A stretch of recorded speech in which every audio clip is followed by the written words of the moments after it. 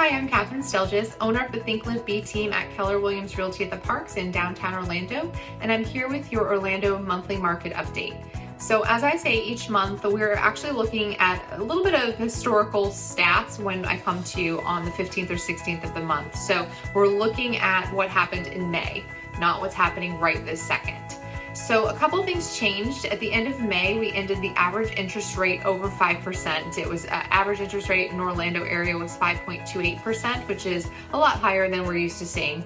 And then the other thing that happened is we have a new historic average sales price. So even though the rates went up slightly, the prices still went up. The average sales price in Orlando in May 2022 was $445,554. That is 26.65% higher than last year. So prices are still on the rise, even though the rates went up slightly. So one of the things, and you've probably seen in the news, that the Federal Reserve met last night and they raised the rates by 75 basis points. So in theory, if every bank decided to then raise their mortgage rates by 0.75% to make up for that Federal Reserve rate increase, then that would be about $200 or so a month extra on your mortgage payment based on that sort of average sales price range. So now I'm not saying that's not significant, but I think a lot of times people kind of get scared when these things happen and, oh, it's a historical raise of the interest rate. It's true, and they're trying to tamp down inflation, and yet really overall, it's not a huge difference on your monthly mortgage payment if you were shopping at a reasonable budget to begin with. And I think one thing to consider, if you have a need to buy a home at any given time, if you have a need, you have to just kind of weigh out, does it make sense to continue to wait? When would the rates be back down to the 4s or 3s? We really have no idea. And in the meantime, the prices could continue to go up. So if you wanted more space in your house, it might be worth $200 more a month for you to do that.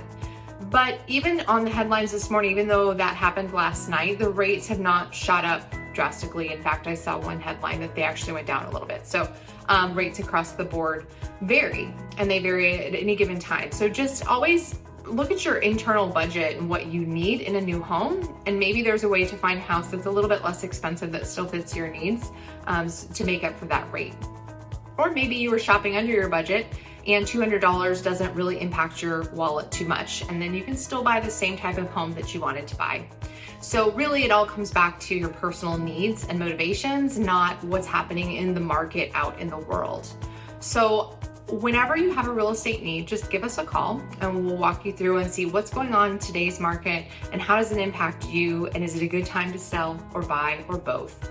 Right now, the prices are still high, there's still low competition, so if you're thinking of selling, there's still a lot of value in that as well, because we still are under a month of inventory. Even though we saw an increase in the number of listings coming on the market, we're still under a month of available homes for sale because the number of sales is still high.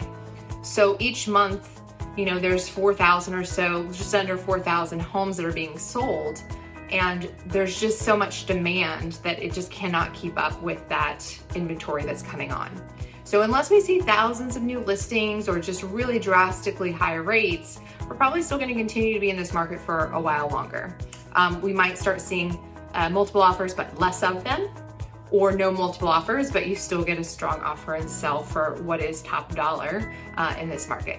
So whatever your needs, give us a call and we'll help work you through them.